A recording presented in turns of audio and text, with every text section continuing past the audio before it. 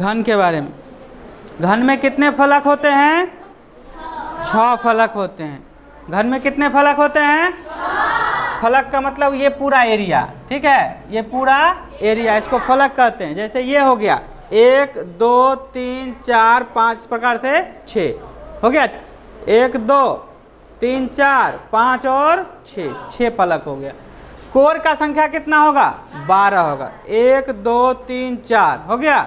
उसी प्रकार से नीचे होगा, इस प्रकार से घुमाएंगे चारों तरफ से होगा, 12 कोर हो जाएगा। शीर्ष कितने होंगे? 8 होंगे। कितने होंगे? शीर्ष 8 होंगे। अब विकर्ण, इससे कोना कोनी जो गुजारेंगे वह कितना होगा? 4 विकर्ण होगा।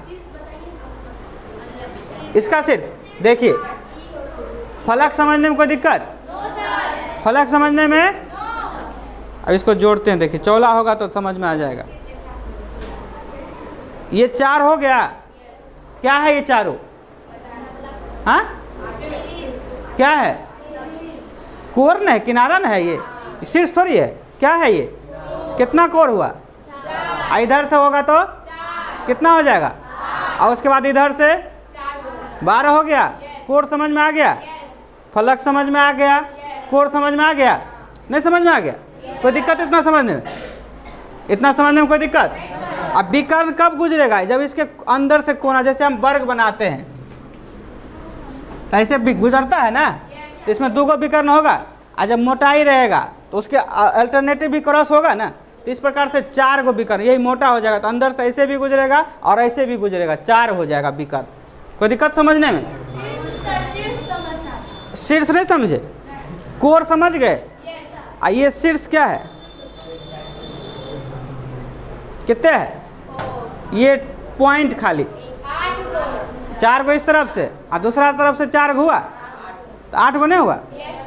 ये खाली कोना ऐसे पूरा ले लिए तो क्या हो गया? कोर हो गया। ये खाली पॉइंटे लेना है। कौन सा लेना है?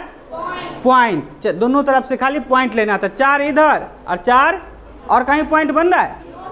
1 में देखिए, 2 में देखिए, 1 2 3 4 और दूसरे तरफ से 1 2 3 4, 8 बन रहा है। यही हो गया आपको क्या चीज? शीर्ष।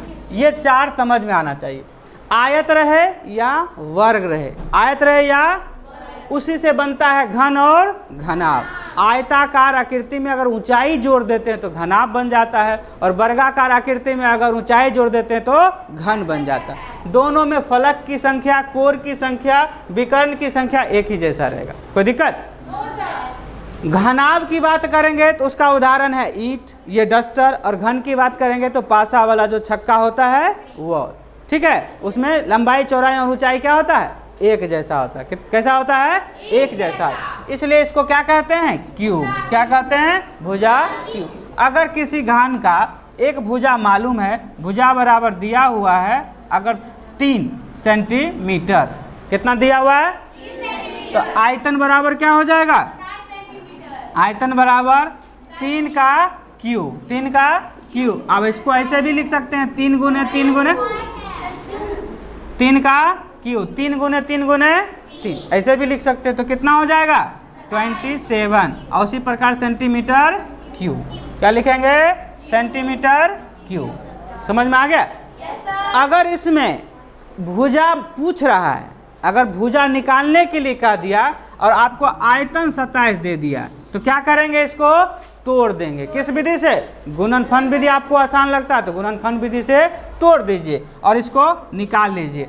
3 के गुणक में होना चाहिए। जैसे 27 को तोड़ेंगे तो 3 गुने 3 गुने 3 में तोड़ेंगे ना, तो क्या हो गया? 3 का स्क्वायर, तो यही क्यों हो गया? तो यही 3 जो हो गया आंसर हो गया। जैसे कि अगर मान लीजिए 64 रहेगा, क्या रहेगा? तो 4 गुने 4 गुने 4 टूटेगा? नहीं टूटेगा। 2 गुने 2 गुने टूट जाएगा ही। गुणनखंड करिएगा तो 4 पर नहीं तोड़ेगा। जैसे आप गुणनखंड करिए 64 का, तो किससे लगाइएगा? 32 हो जाएगा, 16 हो जाएगा, नहीं 8 हो जाएगा, फिर 4 हो जाएगा, फिर कितने बार हुआ? 6 बार हो गया। 2 गुने 2 गुने 2 गुने 2 गुने 2 गुने, इतने बार हुआ। और 3 का पेयर बनाइए।